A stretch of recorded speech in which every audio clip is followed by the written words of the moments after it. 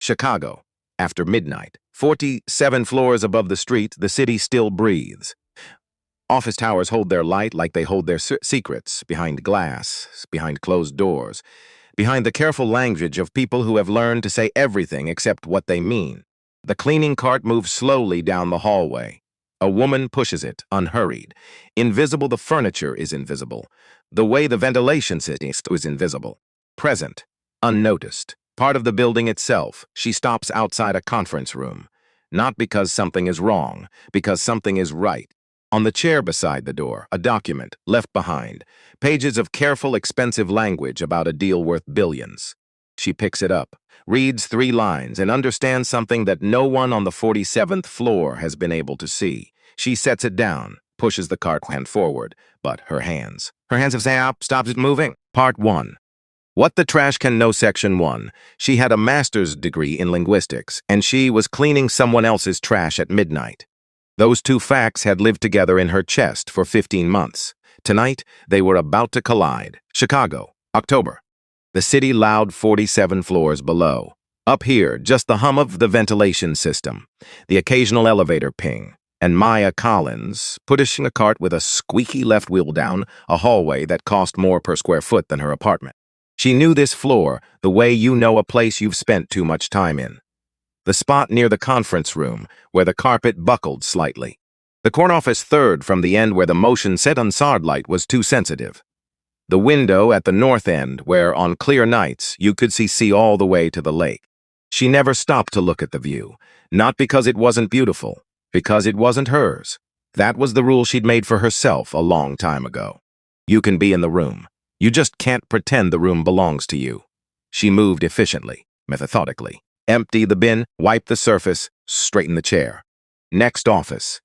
Empty the bin, wipe the surface, straighten the chair. There was a rhythm to it. A quietness she'd come to appreciate in a way she hadn't anticipated when she first took the job 15 months ago. She hadn't planned on seeing this long. She hadn't planned on a lot of things. Maya Collins had a master's degree in applied linguistics from the University of Illinois. She'd written her thesis on the app between what people say and what they mean. She'd had a plan, a good one. The kind you build in graduate school, when the world still seems like it's mostly waiting for you to show up and claim your piece of it. Then came the rally outside the state capitol. November, 4 years ago. It was a small thing as protests go. A few hundred people gathered to push back against funding cuts to communication assistance programs for the deaf community across 3 counties. Maya had helped organize the language access component. She'd made signs, she'd stood on the steps, and believed completely that what they were doing was right. Then the counter-protesters showed up. Then the police moved in. And in the chaos of bodies and noise and someone's elbow catching her in the face, Maya ended up on the ground, and then in handcuffs, and then in a holding cell with a disorderly conduct charge attached to her name. The resisting arrest charge was dropped 6 weeks later. The disorderly conduct stayed, and that was that. She sent out 43 applications over the following year. To universities, to research firms, to language services companies, to a nonprofit in D.C. that specifically said they valued diverse backgrounds and unconventional paths. 43 applications, 11 responses, 0 interview check.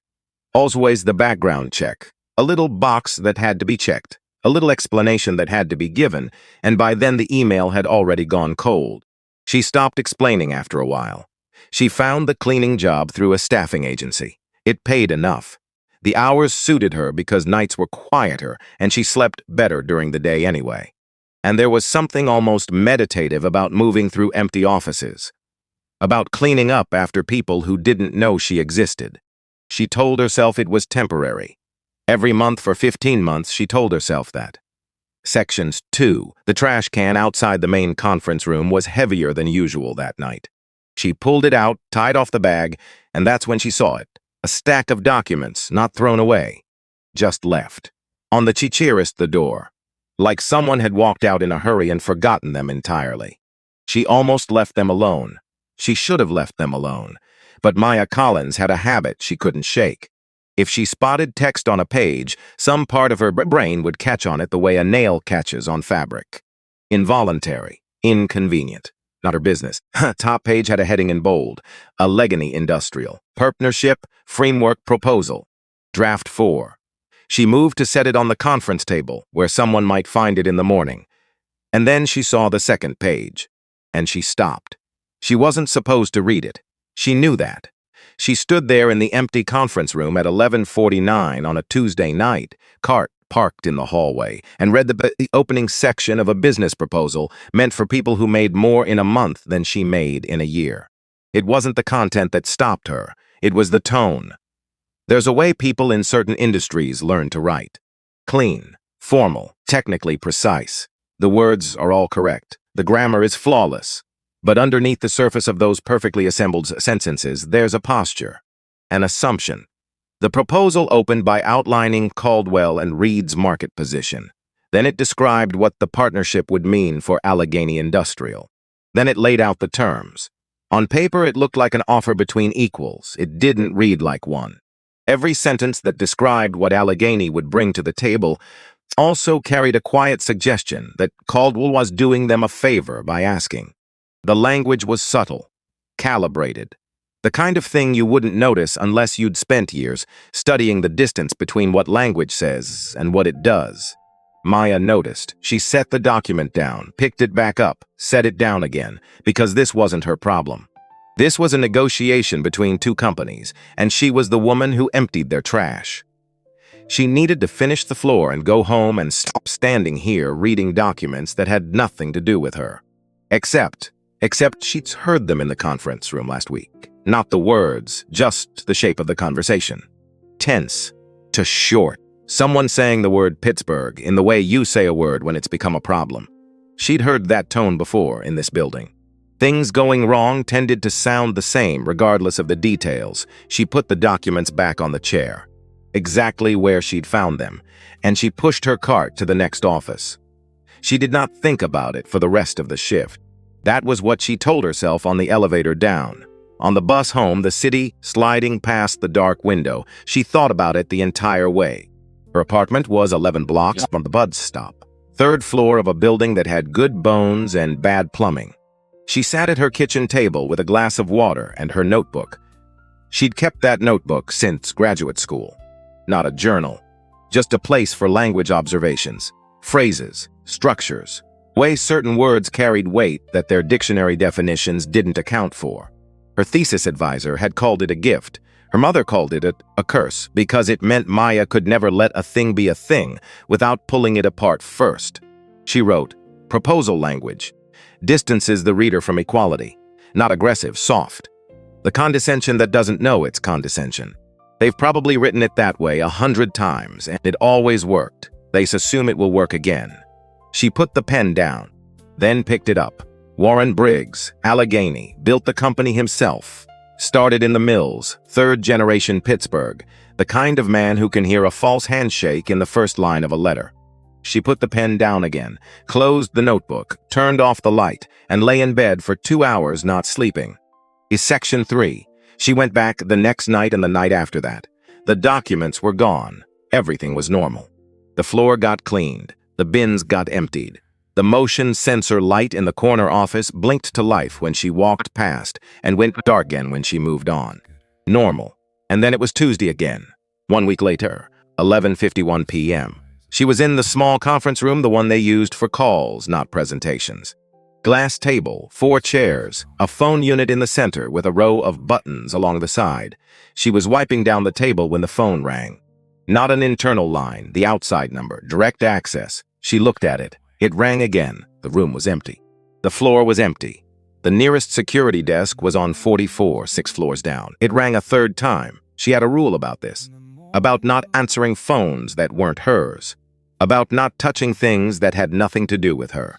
About staying inside the clean, manageable boundaries of a job that asked nothing more from her than showing up and doing the work and going home. 7 rings, 8. She picked it up. Caldwell and Reed. Good evening. A pause. Then a man's voice. Flat. Businesslike. The voice of someone who makes calls like this for a living. I need to speak in executive relations. Regarding the Allegheny partnership. I'm afraid the executive team isn't available at this hour. Can I take a message? Another pause. Longer. Tell them Warren Briggs has made a decision. He wants a direct conference with Edward Caldwell. Not legal, not intermediaries. The man himself, he'll give it until Thursday. After Thursday, Allegheny signs with Mercer Group. She kept her voice level. Professional. The voice of someone who did this every day. I'll make sure that message reaches the right people. See that it does. The line went dead. She stood with the receiver in her hand for a moment before setting it back in the cradle. The room was completely silent. Her pulse was doing something uneven. She was aware of it in the way you become aware of your own heartbeat when the noise stops and there's nothing left to pay attention to, except the fact that you just stepped off the edge of something. She didn't have access to the executive directory. She didn't have a way to reach Edward Caldwell's office directly. And even if she did, she wasn't certain what she would say. She was the woman who emptied his bin on Tuesdays. Someone named Warren Briggs had called. He was giving until Thursday. She found a notepad in the supply closet, wrote it out clearly, time of call, name, the message word for word. The deadline, she left it, folded on the conference table, no name, no explanation, pushed her cart to the next room, did the rest of the shift, went home, and spent the entire bus ride not thinking about what would happen to that note in the morning. Section 4, what happened was silence. Or not silence, exactly. Something happened. It just didn't happen where she could see it. She found out the way she always found out things in this building. Fragments, overheard, pieces assembled from context. The executive team met early the following morning. She knew, because the coffee machine on 47 had been running since before she arrived for a supplies check, and the maintenance supervisor mentioned he'd already been called twice about paper jams in the copy room. She knew because Donna, the legal team's assistant, looked like she hadn't slept when they crossed paths in the lobby. She knew because the blinds in the small conference room were at a strange angle, the kind that happens when people move in and out quickly without caring about anything except the conversation. She pieced together the rest over the following week. The executive team had responded to Briggs' message, had pushed for the meeting, had flown to Pittsburgh on Thursday. She knew this because the CEO's assistant had called down to maintenance about luggage storage, and the maintenance supervisor mentioned it to Rosa on the early shift. And Rosa mentioned it to Maya when they crossed paths in the stairwell on Friday morning. Pittsburgh. Good. And then the stock moved. She didn't follow it closely, but on Saturday she was passing the break room on her way to the supply closet when she heard the financial news from the television inside. She stopped in the corridor just outside the door, listened for 3 seconds, heard the number, heard the direction, down 11%. She walked to the supply closet and stood there for a moment with her hand on the shelf. Then she got what she needed and went back to work. That afternoon, she opened her laptop at her kitchen table. She looked up Warren Briggs. Not hard to find. He wasn't a media personality, but he wasn't invisible either. There were interviews going back 15 years. A profile in a regional business publication from 2019. A quote in an industry piece from 2 years ago. She read for 2 hours. What she learned. Warren Briggs had started working in his father's machine shop at 16. Had built Allegheny Industrial from a regional supplier into a company with contracts across 8 states. He'd done it by being good what he did and by never letting anyone talk down to him, which he said in the 2019 profile with a bluntness that made the interviewer visibly uncomfortable. He said, "I've walked away from more deals than most people have started. The moment I feel like I'm being managed instead of spoken to, I'm gone. I don't care how much money is on the table." Maya read that twice. Then she opened her notebook and started writing. She wasn't solving a problem she'd been asked to solve. She wasn't preparing a presentation. She was just writing. The way she always wrote, when something was caught in her head and wouldn't come loose until she'd put it into words. She wrote about tone, about the gap between what the proposal said and what it communicated, about the professional language that people in large Chicago firms used without realizing it carried class assumptions embedded in the sentence structure itself. About Warren Briggs, who had built something with his hands and didn't speak like someone who went to business school, because he hadn't and didn't pretend otherwise. She wrote about what a real conversation between Caldwell and Allegheny would need to sound like. She wrote at the top of the page, "Just for myself." not going anywhere. Then she kept writing for 3 hours. Section 5 Monday night. She was back on 47. The floor had a different energy. Tight. Like a room after an argument where everything looked normal, but the air still held something. She cleaned. She moved through the offices and the hallway and the small kitchen area. She listened the way she always listened, not trying to hear anything specific, just present. The light was still on in the corner office at 12:15. Edward Caldwell was on the phone. She knew him mostly from the company newsletter and the occasional glimpse in an elevator where he looked through her the way people look through furniture. Not unkind, just absent. She didn't take it personally. She'd learned not to. His voice carried through the closed door, low and controlled, but with something underneath it. She couldn't make out the words, just the shape of the conversation. And the shape of it said, "This is bad, and I know it, and I don't know how to fix it." She got her cart past the corner and moved on. On the walk to the bus stop that night, it started to rain. She pulled her jacket tighter and thought about Warren Briggs saying, "I've walked away from more deals than most people have started." Thought about what she'd written at her kitchen table. Thought about the 3 hours of notes she was absolutely not going to do anything with. She got on the bus, rode 4 stops, got off, walked to the 24-hour copy shop on Morrison Street. She stood inside under fluorescent lights at 1:20 in the morning waiting for 14 pages to print, and had a very clear conversation with herself about what she was doing. Because she had no standing here, none. Because if anyone found out she'd been reading company documents and answering phones and now apparently writing strategy memos, she would lose this job. The job that paid her rent. The job that kept the lights on. Because the last time she'd inserted herself into something she believed was right, she'd ended up in handcuffs. Because. The printer finished. She folded the pages, put them in her bag, went home. She spent the next 2 days off not going near the building. Wednesdays and Thursdays were hers. She did laundry. She went to the library and checked out a linguistics journal and read 6 pages of it before spending the rest of the time watching the street through the window. On Thursday evening, she called her mother. Not to talk about any of this, just to talk. Her mother lived in Memphis, worked at a school, had strong opinions about everything, and a laugh that could fill a room. And sometimes Maya just needed to hear that laugh. They talked for 40 minutes. Her mother said the garden was doing well. Said the neighbor's dog was still getting into the tomatoes. Said she'd watched a documentary about deep-sea creatures that had absolutely ruined her week. At the end of the call, her mother said, "You doing okay, baby?" "Yeah, fine. You don't sound fine. You sound like you're thinking so hard your head hurts." Maya laughed despite herself. "Just tired," her mother said, which meant, "I hear you. I don't believe you. That's okay, I'll wait." After the call, Maya sat at her kitchen table for a long time. Then she took out the 14 pages. Read through them once. Made 3 small corrections in pen. Nothing major, just precision. On Friday morning, before her shift started, she went up to 47 early. The floor was empty at 5:50 a.m. The cleaning crew had finished overnight. Executives wouldn't arrive until 8. The senior translator of our office was adjacent to the main conference room. A small space with a glass wall facing the hallway, bookshelves, a desk covered in reference materials, a wire tray marked for review. She stood outside for a moment, thought about all the reasons not to. There were many. She'd cataloged them over 2 days. Then she opened the door, walked to the desk, placed her 14 pages on top of the stack in the wire tray. Face down, not announcing itself. Just sitting there, she walked out, closed the door, went downstairs and clocked in for her shift like it was any other day. That shift was the longest of her life. She worked the lower floors first, the lobby, the cafe, full floors 12 through 22.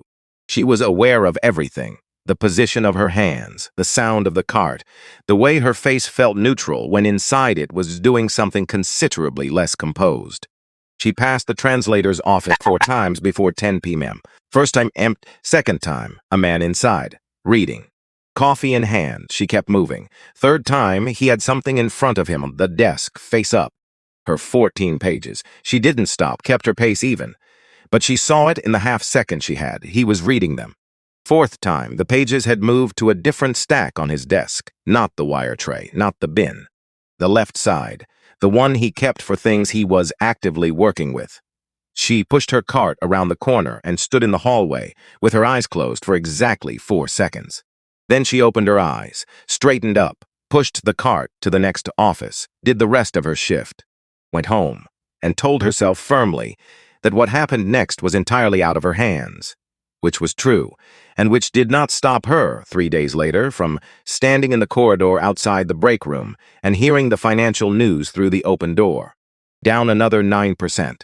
Different number, same direction, same downward arrow on the same television. She did not go into the break room.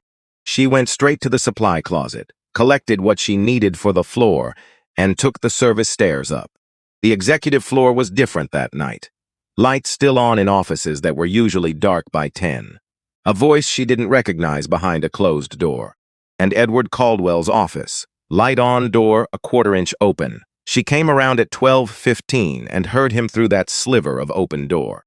She could not make out the words, just the shape. And the shape of it said the same thing it had said the week before, only heavier now. This is bad, and I know it, and I am running out of time to fix it. She stopped, not long. 2 seconds, maybe 3. Then she heard him say to whoever was on the other end of the line, "I don't know what we're missing, but we're missing something." She moved on. She'd a floor to finish, and in her bag, in the notebook with the water-stained cover, was everything he was missing. She just hadn't decided yet what to do about it. That was the lie she was still telling herself. The truth was that she'd already decided. Somewhere she's a cop at 1:20 in the morning, and the moment she'd placed those pages in the wire tray and walked away without leaving her name. She just hadn't admitted have to. Soon, she was Section 1. Sur loy, break room TV lap boykaing plux, tame neotojan. The meeting was scheduled for a Wednesday. Maya found out in the elevator. Not because anyone told her directly. Because Donna, the legal team's assistant, was talking to a woman from accounting, and elevators are small, and Maya was standing 3 feet away with a supply cart. And nobody thought to lower their voice because nobody thought about her at all. Pittsburgh team flying in. Wednesday, 10 a.m. last attempt, Donna said. Her voice was careful but not careful enough. If this doesn't work, the Mercer deal closes by Friday. The elevator stopped at 31. Both women got off. Maya rode up to 47 alone. She thought about Wednesday. She thought about the 14 pages she'd left in the translator's wire tray nearly 2 weeks ago. Whether they'd been read by anyone beyond him. Whether they'd made it further up the chain, or been dismissed as anonymous noise from an unknown source and filed somewhere forgettable. She thought about Warren Briggs flying from Pittsburgh to sit across a table from people he'd already decided he didn't trust. She thought about how much work it takes to walk into a room when you've already made up your mind to leave. Wednesday was 3 days away. She had 3 days to do nothing and see what happened, which was what she was going to do. Nothing. Because this was not her situation. It had never been her situation. She had already stretched herself further than made any sense, and the correct move now was to pull back. Stay inside the lines. Be what the job required her to be. She was very good at that. 15 months of practice. On Wednesday morning, she was not on 47. She was on 32, running a deep clean on the server room adjacent to the IT department. A job that required moving equipment carefully and took the better part of 4 hours and kept her completely occupied. She had switched shifts with Rosa, who needed Wednesday evening off and was happy to take the morning slot. Clean swap. Nobody asked why. Maya cleaned the server room, methodically. She did not think about the meeting happening 6 floors above her. She thought about it without stopping for 4 hours. By noon, she was done. She returned the equipment, signed the log, took the service elevator down to collect her jacket from the break room on 9. She stepped into the corridor on 9 and nearly walked into Donna, who was coming out of the stairwell with her coat already on and her bag over her shoulder, which meant the morning had ended earlier than expected. Donna looked at her with the brief glance of someone who vaguely recognized a face without being able to place it, and kept walking. Maya did not ask. She put on her jacket and went home. She sat at her kitchen table and did not open her laptop, and did not think about any of it. She lasted 40 minutes. She called her supervisor under the pretense of confirming her Thursday schedule, and mentioned offhandedly that she'd heard Caldwell's stock had been moving. Her supervisor, who followed the markets the way some people follow sports, said yes, down again 7% this session, and then moved on to about Thursday's cleaning assignment on 38. Maya said she'd be there. Hung up. Sat with that number for a while. 7 on top of 9 on top of 11. A direction becoming a pattern becoming a story. And the story was one that people in glass offices were telling about themselves in closed rooms, while the who cleaned those offices already knew the ending.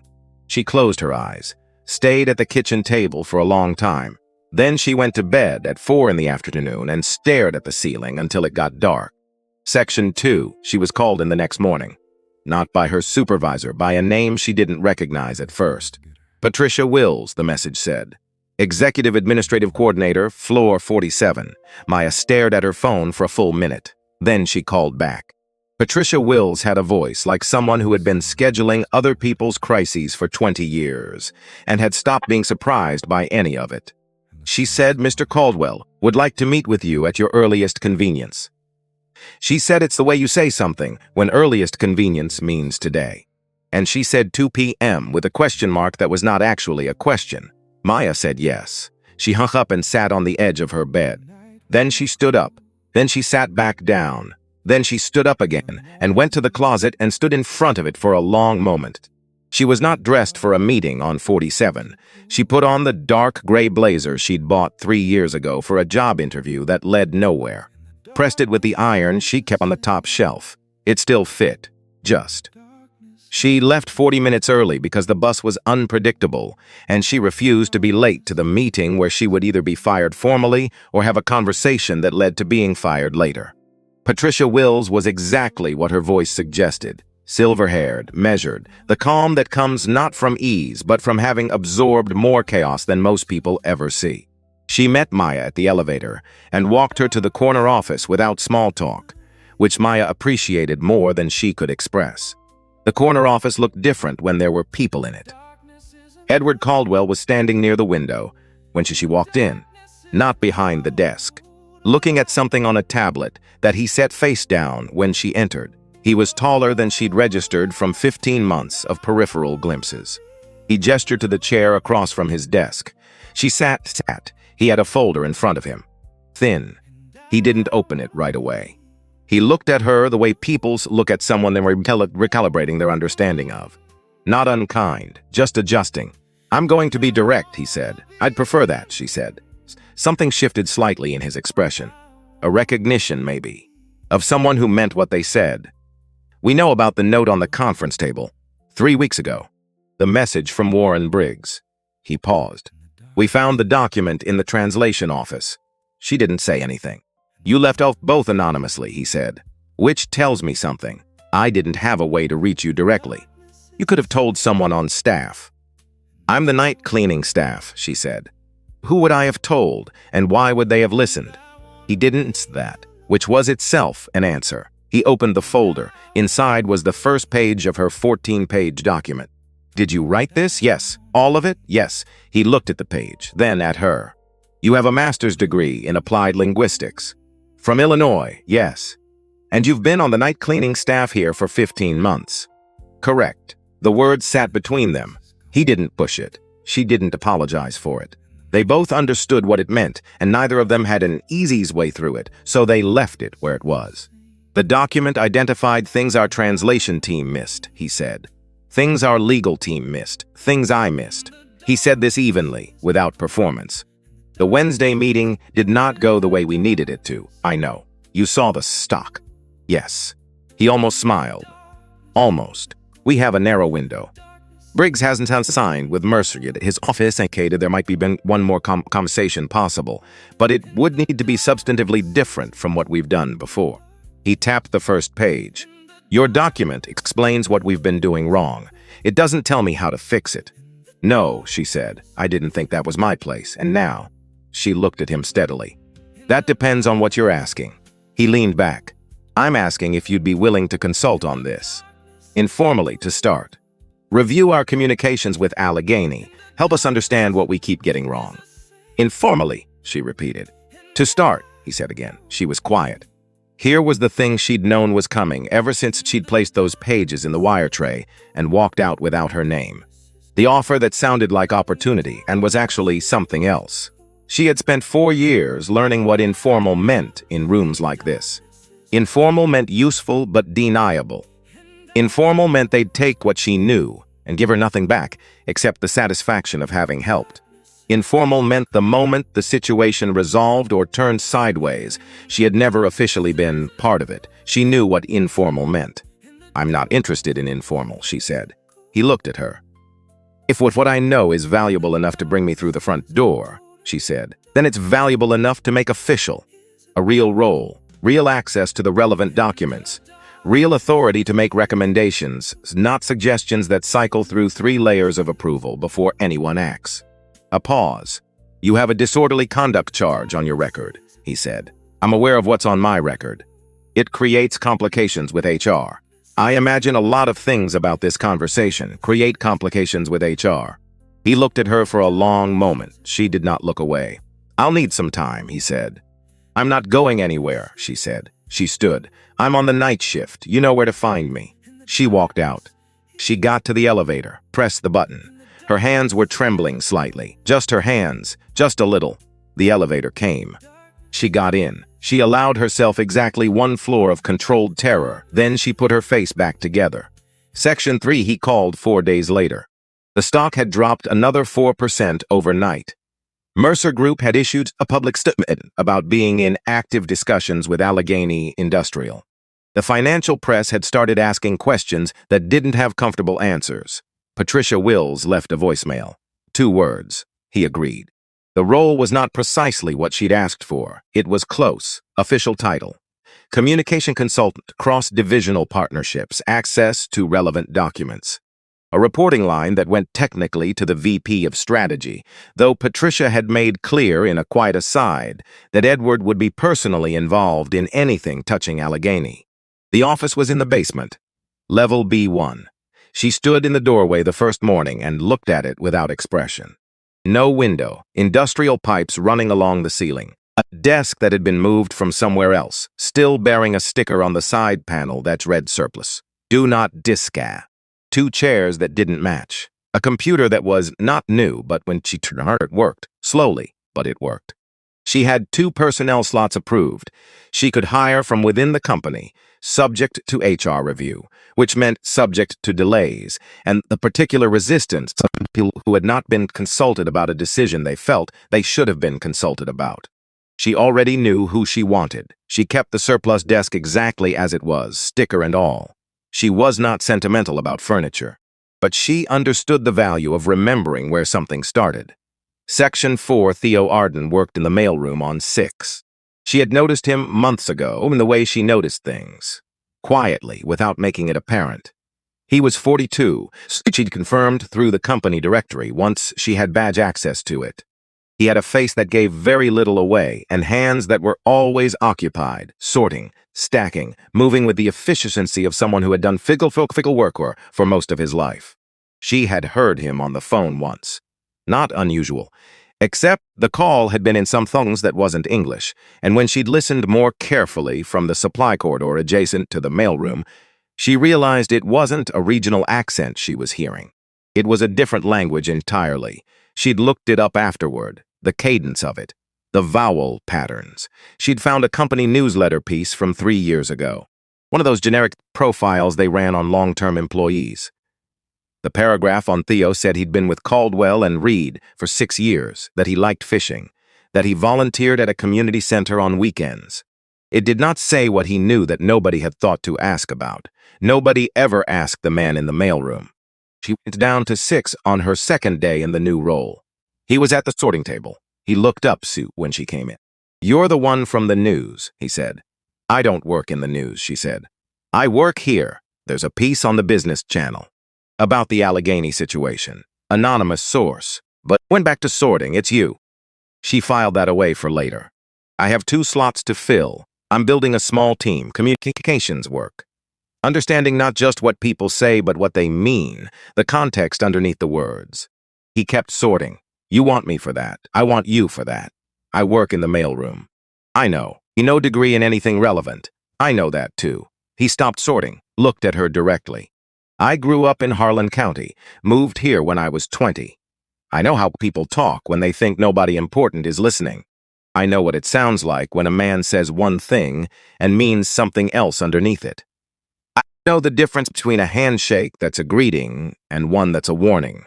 Yes, she said, that's exactly why. He studied her for a moment. Okay, just that. No negotiation. No performance of considering it. He'd already considered it in the time it took her to say why she was there.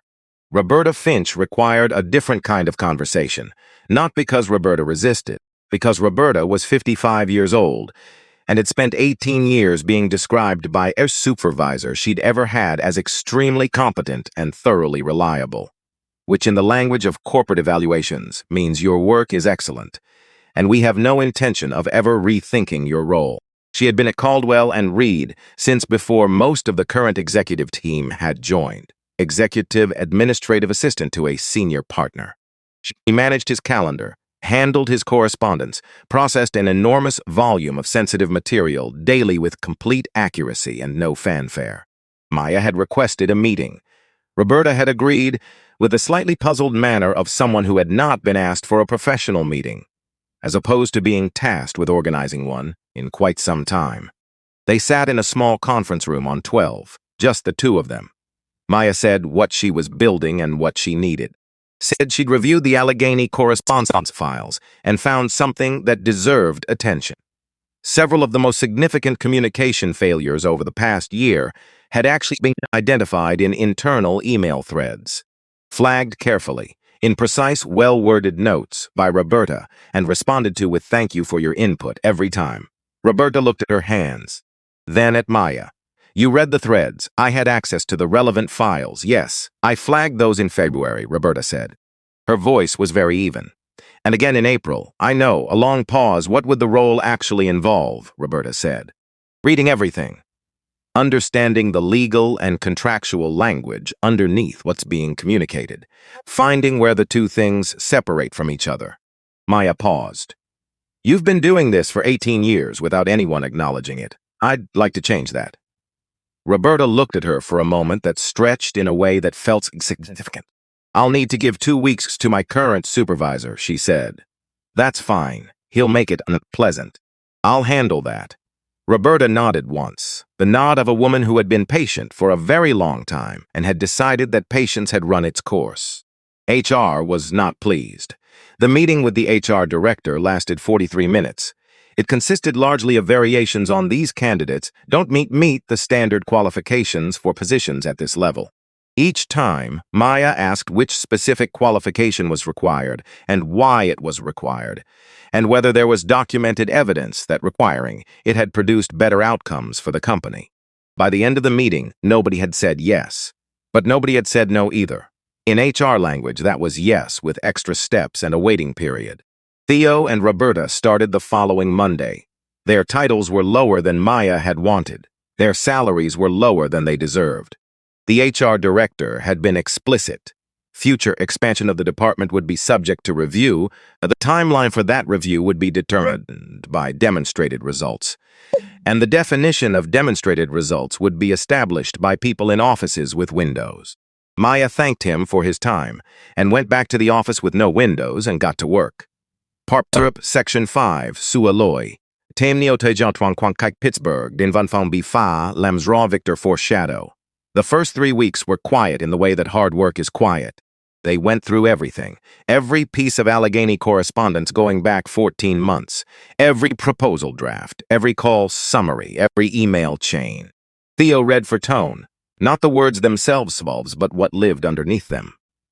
Roberta mapped the contractual language against the communication language and noted every place the two different stories.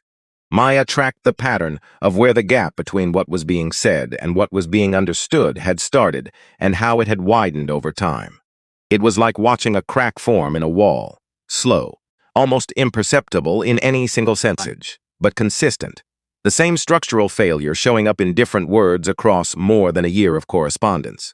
Not malice, not incompetence in the conventional sense, something subtler and harder to name. A settled, unexamined assumption that the way Caldwell and Reed communicated was the neutral and correct way to communicate, that their vocabulary was the standard vocabulary, that their professional register was simply professionalism. Full stop, rather than one specific version of it that carried the weight of a particular place and background and set of assumptions about how businessless relationships work. And Allegheny receives every one of those emails from Pittsburgh had felt it. Not consciously, perhaps. Not in a way they could have articulated line by line.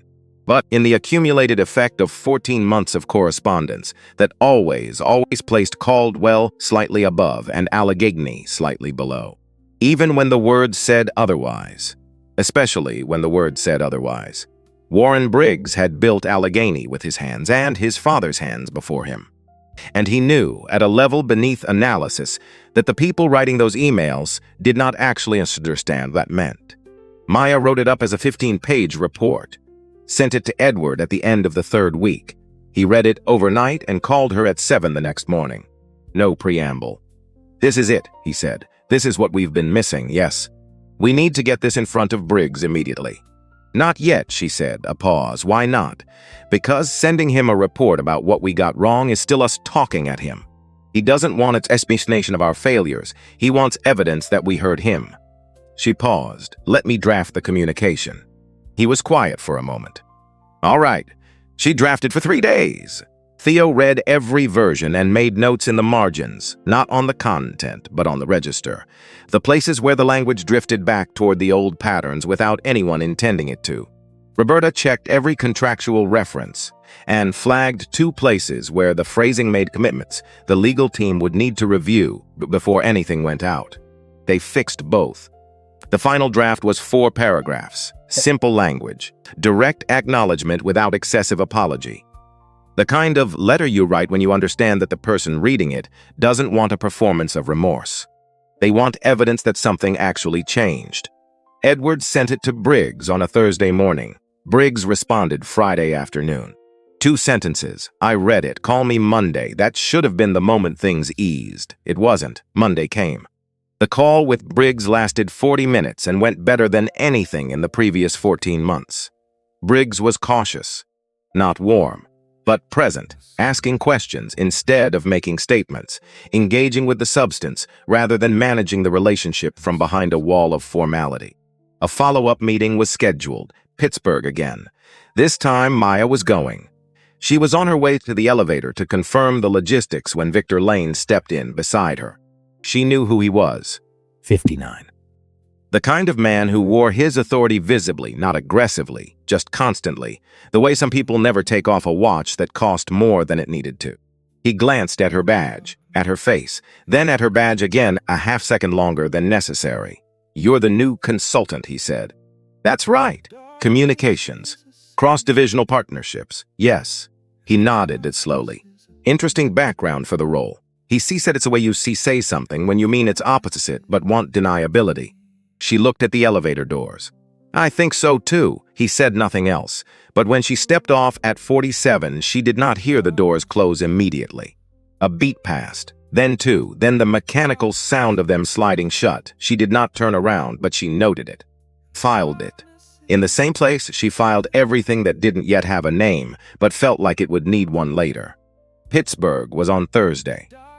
The Allegheny offices were not what the Caldwell team had prepared themselves to see. She could read it in the way the 2 senior partners held their expressions carefully neutral as they walked through the entrance. Functional building, no lobby art, no reception desk designed to impress. A conference room with a window that looked directly out over the plant floor below, where you could see people working.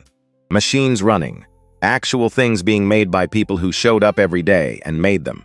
Briggs sat across the table, 68. Built the way men get built who have done physical work for most of their lives and haven't stopped. 2 people with him, his operation director and a man who turned out to be his brother-in-law, head of quality control, whose name appeared in none of the briefing documents Maya had reviewed. Nobody on the Caldwell side had thought to ask who else might be in the room. She noted that too. The meeting started.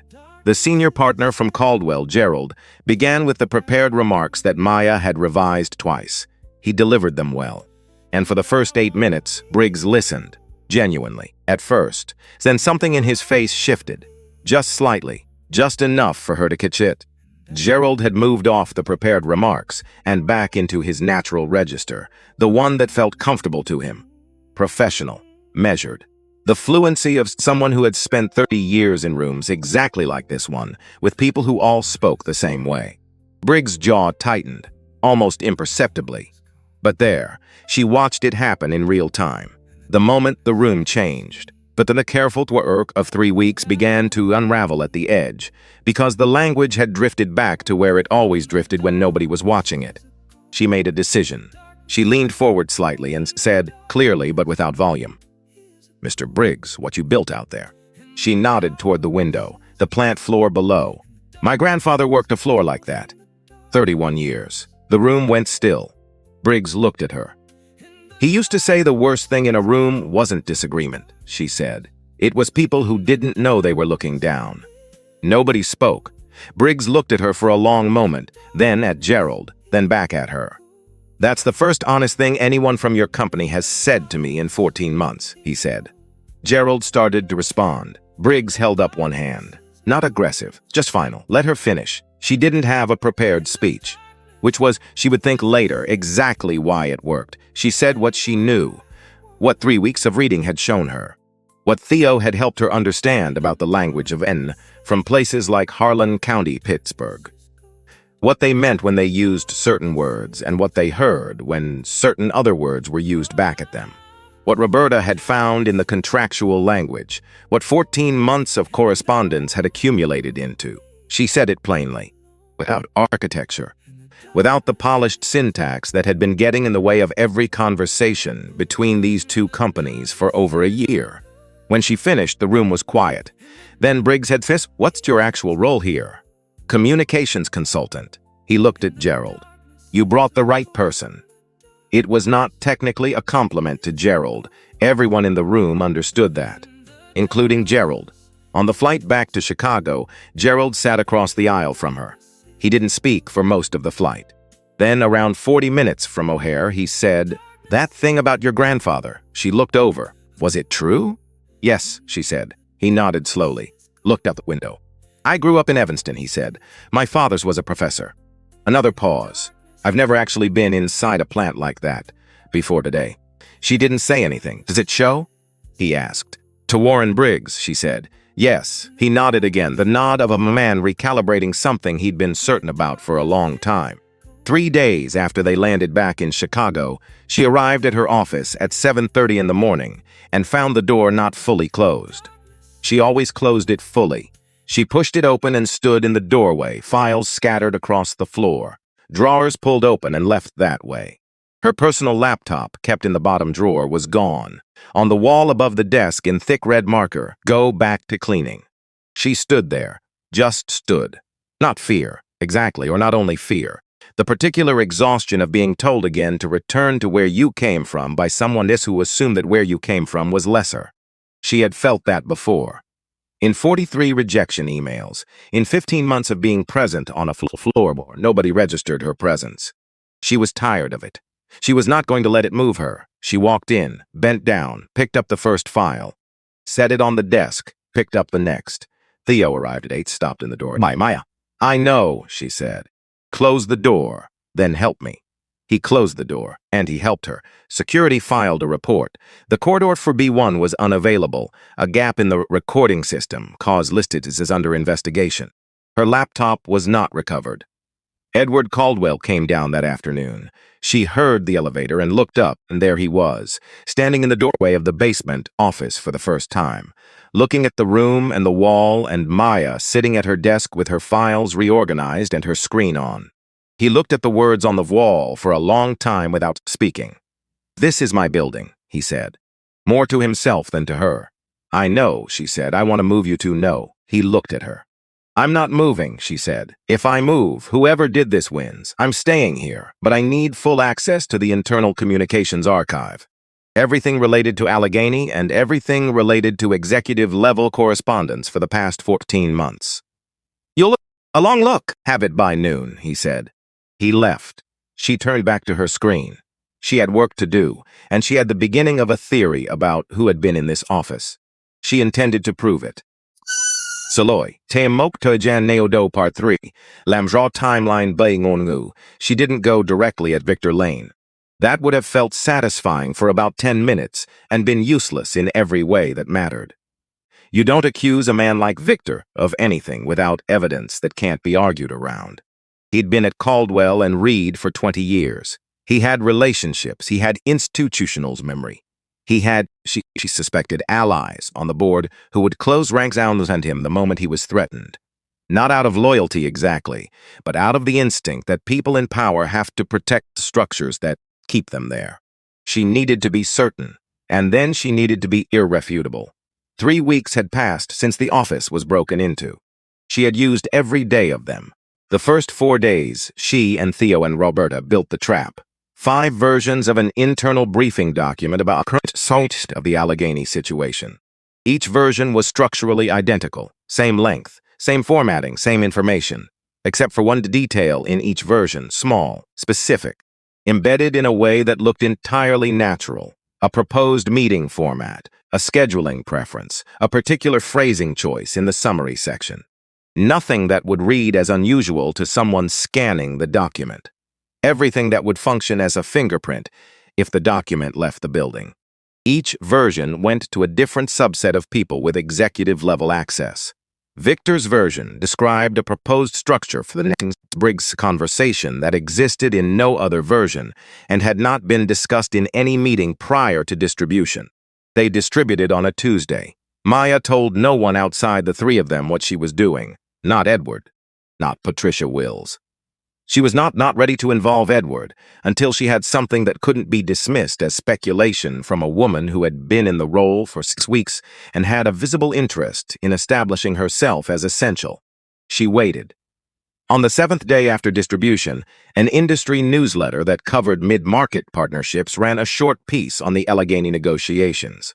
Buried in the 3rd paragraph was a reference to a proposed meeting structure that matched, word for word, the language from Victor's version of the document. Only his version. She read the paragraph 3 times. Then she printed it. Then she put it in a folder and sat with it for a moment. One leaked detail could be argued as coincidence. Overheard conversation. Second-hand information passed through informal channels. Any number of things that a competent lawyer would turn into reasonable doubt in under 2 minutes. She knew that. Victor would know it too. She needed the full picture. She went into the archive. Full access meant full access.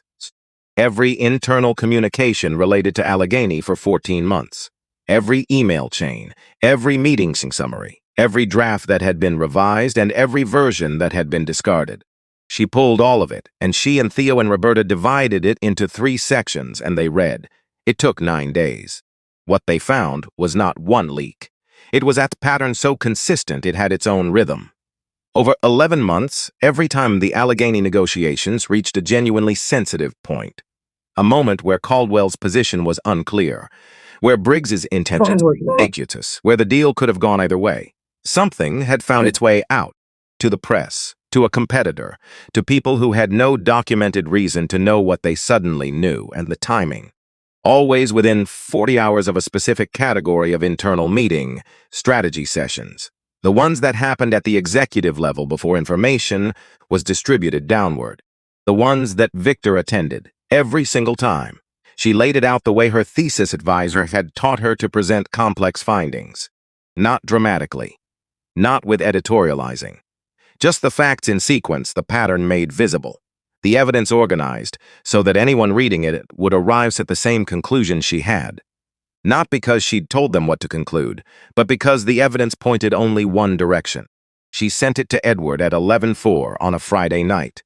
He responded at 11:31. "How certain are you?" She typed back, "Certain enough to show the board."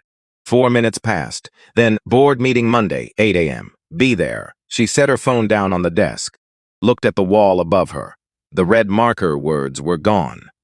Theo had cleaned them off the morning after they appeared, working quietly and without being asked, using a chemical solvent from the supply closet and a patience that she had come to understand was one of his steadiest qualities.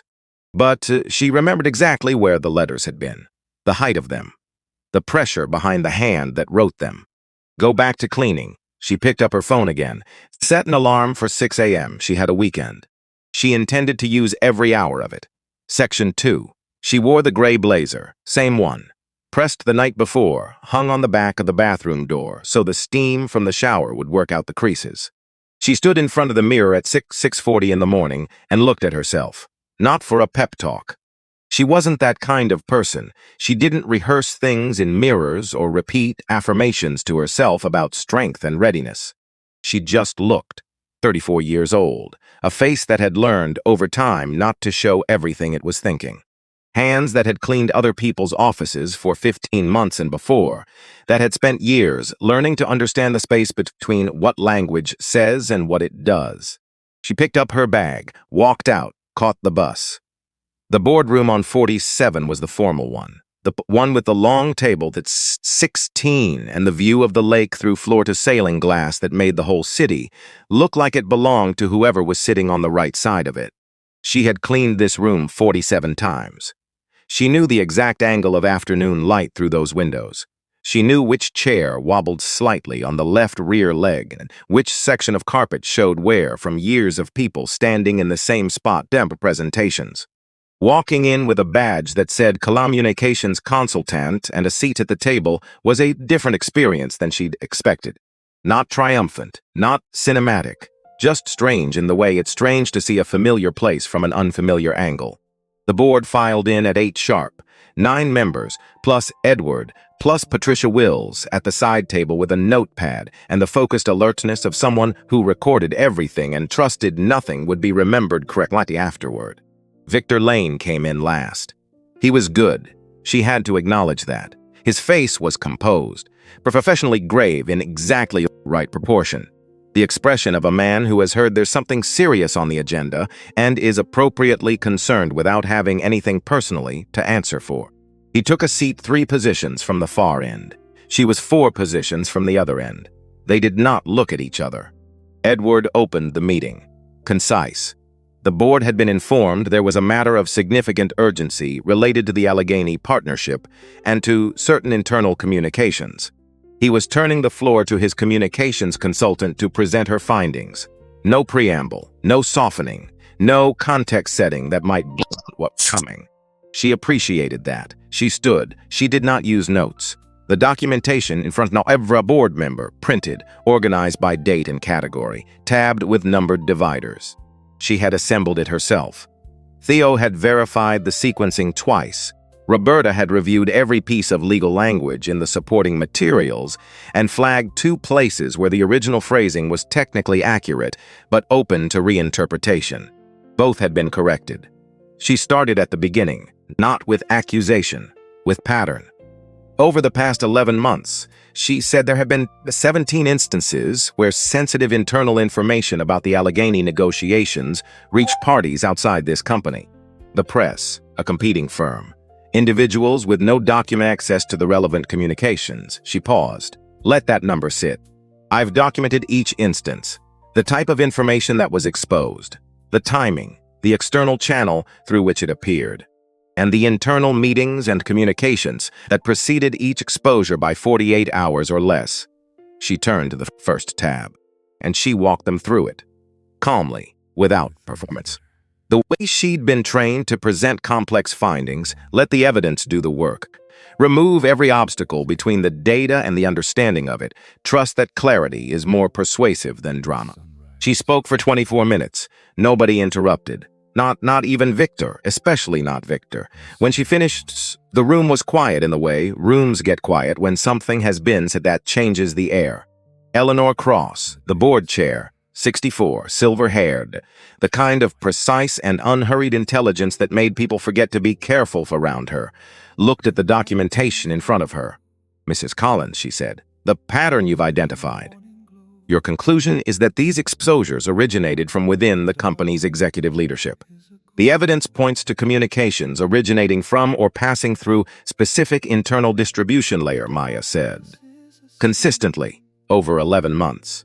She did not say Victor's name. She didn't need to. The documentation said it. Every tab, every date, every cross-referenced meeting log said it. She stood there and let them read. Eleanor looked at Victor, his composure held. 20 years of practice. He'd been in difficult rooms before and come out the other side. His face showed exactly the right amount of concern. This is circumstantial, he said, level, controlled. A correlation isn't proof of origin. Information moves through organizations in ways that aren't always traceable. A pattern in the data doesn't establish a source. That's true, Maya said, which is why I also conducted a controlled test. She turned to the last tab. 3 weeks ago, I created 5 versions of an internal briefing document. Each version contained one unique piece of information that did not exist in any other version and had not been discussed in any prior meeting or written communication. Each version was distributed to a different subset of people with executive-level access. She paused. 7 days after distribution, one of those unique pieces of information appeared in an industry newsletter. The tale that appeared matches one version of the document and one version only. She looked at the board, not at Victor. The distribution list for that version is on page 31, tab 7. The sound of 11 people turning to tab 7 at once was almost something else entirely. Section 3, said Victor. I want to respond to this, Eleanor. Go ahead. He didn't stand, stayed in his chair. Either a strategic choice or the first sign that something underneath his composure was working harder than it looked. This is a constructed narrative, he said. A manufactured evidence trail, built by someone who has been in this organization for 6 weeks, and who had, from the beginning, a clear interest to establish herself as indispensable. The question the board should be asking isn't whether the pattern is real. It's who built the pattern and why. He looked at Maya now. You placed documents, you controlled the distribution, you identified the result. There is no independent verification easy step in this chain. The methodology is documented, Maya said. Every decision, every step. If there's a flaw in the process, it's in the documentation. I'd welcome a review. Who verified it? I did. The voice came from the chairs along the wall. Roberta Finch. Sitting where support staff sat, not at the table, along the wall. She had a copy of the full documentation on her lap and a pen she had been using to make small, careful marks in the margins throughout the presentation. Victor looked at her. Something shifted in his expression, a recalculation. You're an administrative assistant. I was, Roberta said, for 18 years. Which means I have read more internal communications at this company than anyone else in this room. She let that land. The methodology is sound. I checked it 3 times. The recalculation in Victor's face became something else. Eleanor said, Mr. Lane, is there anything in documentation that you can specifically and substantively refute? Not the process, the content. A silence that went on slightly too long. I want legal counsel present before I respond further. Which was, in its own way, the clearest answer he'd given. Eleanor called for a closed session. Maya, Theo, and Roberta were asked to wait in the hall.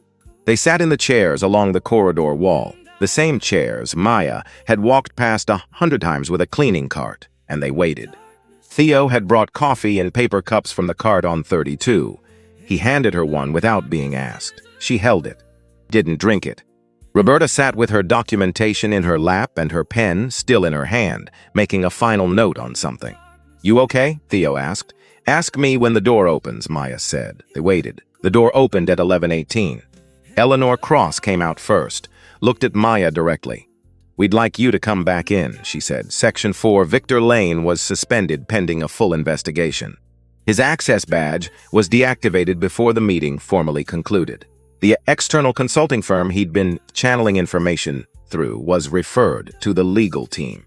The board authorized a forensic audit of internal communications going back 14 months. Nobody used the word criminal in that room. They didn't need to. Maya sat through all of it with her hands folded on the table and her expression steady and thought about nothing except keeping her breathing even. Because if she let herself feel it right now in this room, in front of these 9 people who were only beginning to understand how badly they had been wrong about something for a very long time, she would cry. And she was not going to cry in the Caldwell and Reed boardroom. She would do that later, alone. That was the plan. Victor left the building at 11:47. Theo had been in the hallway and saw the security escort. He told her later that Victor walked out exactly the way he'd walked in every day for 20 years. Head up, jacket straight, eyes forward. like a man who had decided that whatever happened next, he would not give anyone the satisfaction of seeing it cost him. Theo said it looked like it cost him everything. Maya thought about that. She thought about what it takes to spend 2 decades building something and watch it end in a corridor on a Monday morning. She had no sympathy for what Victor had done. None. But she understood in some quiet part of herself that ruin was always more complicated than the moment of it. That it was possible to understand the shape of someone's downfall without finding anything in it to excuse. She filed that thought carefully. And then she thought about Theo. She had known since the previous Thursday. Not because anyone told her.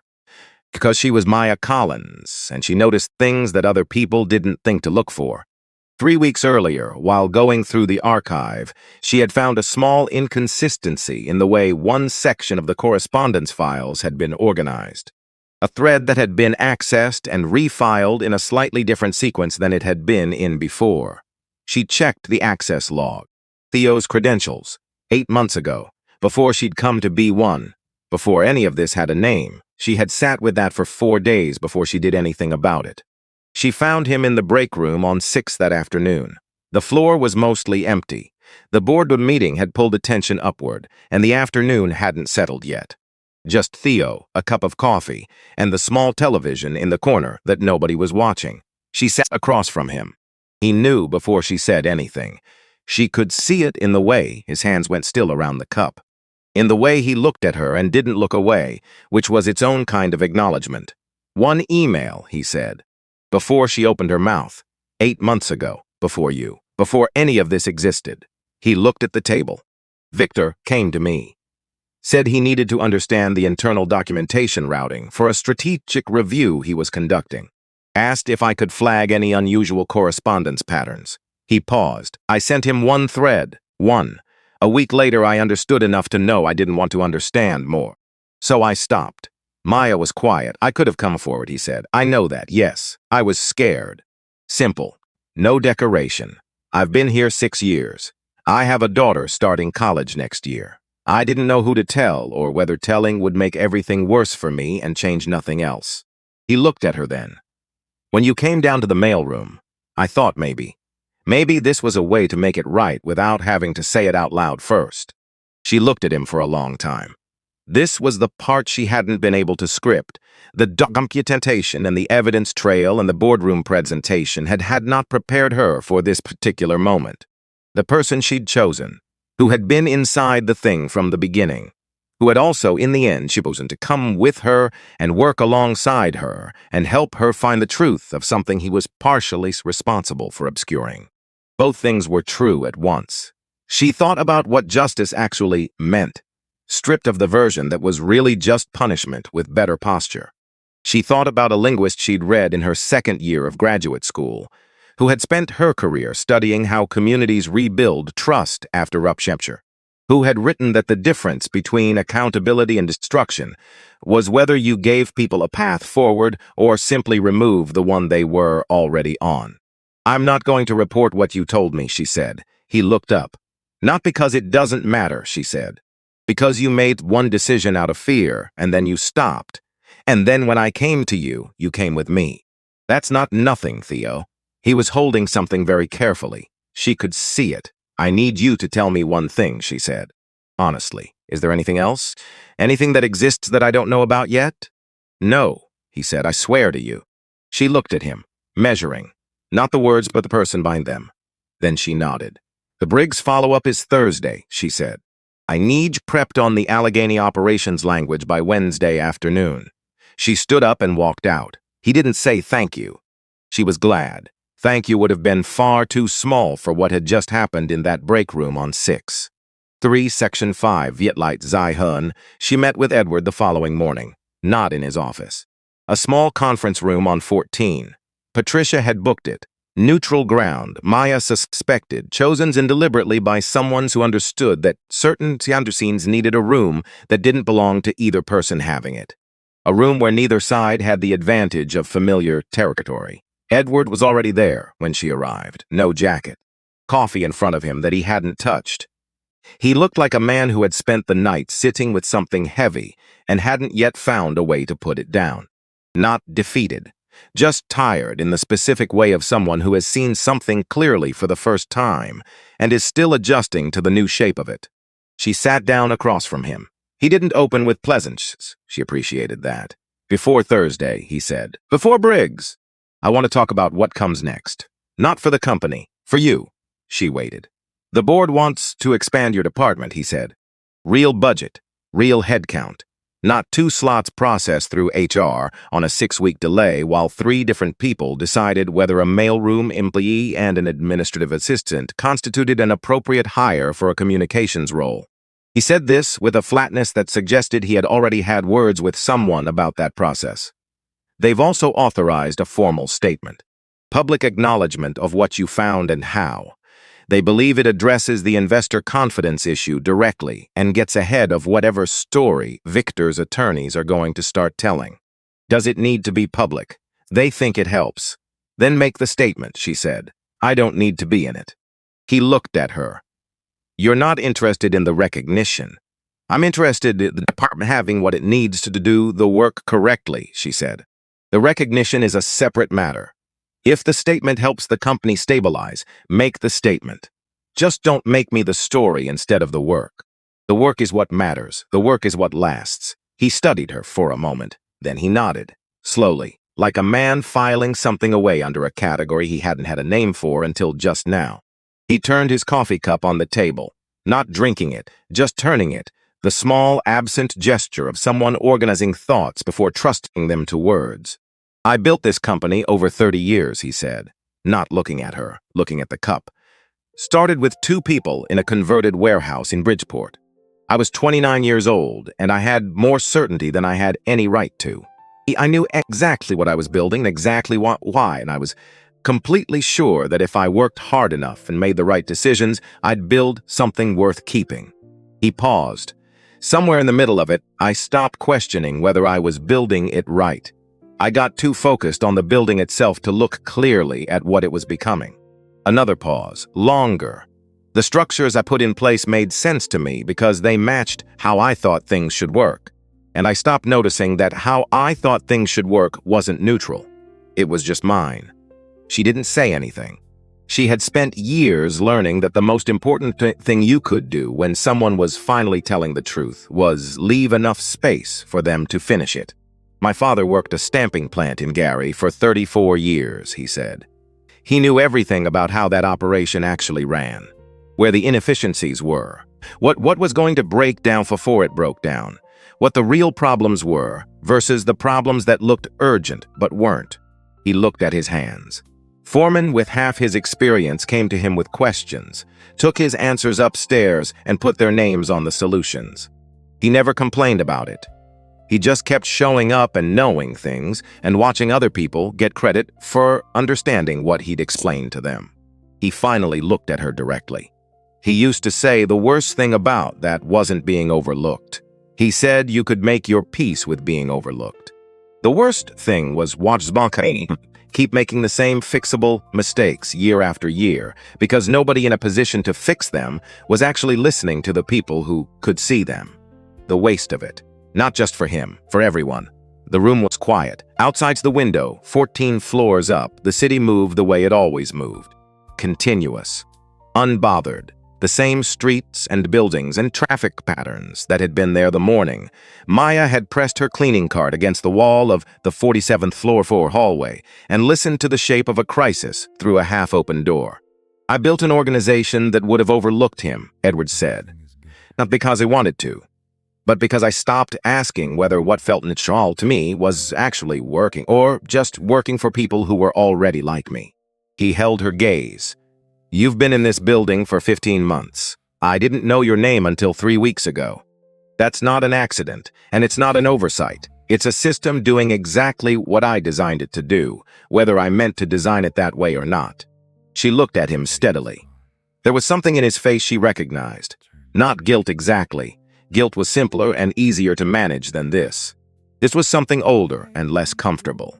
The specific expression of a person who has held a clear picture of themselves for a long time and is now holding it up against something they can't look away from and finding that the two things don't match. She had worn that expression herself. after the arrest, after the 33rd and 39th and 43rd rejection letter, after the first week in the B1 office when she'd stood in the doorway of the room they'd given her and understood with complete clarity that they expected her to accept it as generosity. She understood what it cost to look at something clearly. "What do you need?" he said. "For the department, for the work." The real answer, not the version that fits what I'm currently prepared to hear. She thought about it, not because she didn't know, because she wanted to say it precisely. Time, she said, to build it the right way. Not just for Allegheny, for every partnership this company has and everyone it's going to pursue. What happened with Briggs wasn't an isolated incident. It's been happening in every direction for years. We've just been losing smaller amounts on the other deals, so nobody noticed. She paused. And I need a commitment that what we find doesn't get managed or softened when it's inconvenient. Not routed through people who have an interest in how it lands before it reaches the person who needs to act on it. If we identify a problem, I need direct access to whoever can fix it. Done, he said. That second part is harder than you think, she said. In 6 months, when we find something that implicates someone with more tenure than me and more relationships on the board, the commitment you're making right now is going to feel different than it does in this room. I know that, he said. I want to know you know it now. Before Thursday, before the statement, before the goodwill from the board resolution has a chance to make everything feel more manageable than it actually is. He was quiet for a moment, not defensive, just present with what she'd said. I know it, he said. I'm telling you, it's done anyway. Because the alternative is pretending the last 3 weeks taught me something it didn't, and I'm too old and too tired for that kind of pretending. She looked at him. He meant it. She was reasonably sure. She was also experienced enough to know that meaning something at 8 in the morning in a quiet room and holding to it when it became costly were genuinely different things. And she had learned that distinction through 43 rejection emails and 15 months of being present in a building where her presence didn't register. But she had also learned in those same 15 months that some people were capable of more than the system they'd built. That the system and the person inside it were not always the same thing. That Edward Caldwell had agreed to terms she hadn't expected him to agree to, and had come down to the B1 office and stood in the doorway looking at the wall, and had said, "This is my building," in the voice of a man who understood, for the first time, what that actually meant. You had to start somewhere, and this felt like a start that might hold. "Okay," she said. She stood, picked up her bag. The blazer had held up well for a second major occasion. She made a note to herself to find something else for whatever came after Thursday, because she was going to need clothes for a different kind of room than the one she'd dressed for 3 years ago when she'd bought it. At the door, she paused. Not because she'd planned to, because something had been sitting at the edge of her thoughts for weeks, and she hadn't found the right moment for it. And this room, this morning, felt like it might be the last quiet moment before things accelerated into whatever came next. "Can I ask you something?" she said. "Yes. The note I left on the conference table.